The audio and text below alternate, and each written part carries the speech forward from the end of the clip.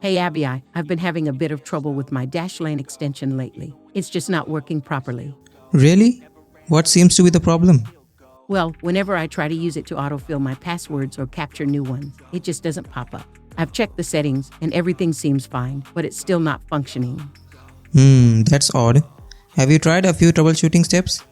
Yes, I've restarted my browser and even reinstalled the extension, but it's still giving me the same issue. I rely on Dashlane for my passwords, so this is quite frustrating. I understand. Sometimes, conflicts with other extensions or browser updates can cause such issues. Have you checked if there are any updates available for Dashlane? Actually, I haven't. Let me do that right now. Oh, there is an update available. Let me install it and see if that fixes the problem. That might just do the trick. Also, ensure that your browser itself is up to date. Sometimes a mismatch in versions can lead to compatibility issues. Good point. Let me check that too. Looks like my browser is already on the latest version. Alright, after updating Dashlane, try clearing your browser's cache and cookies. Sometimes, stored data can interfere with extensions.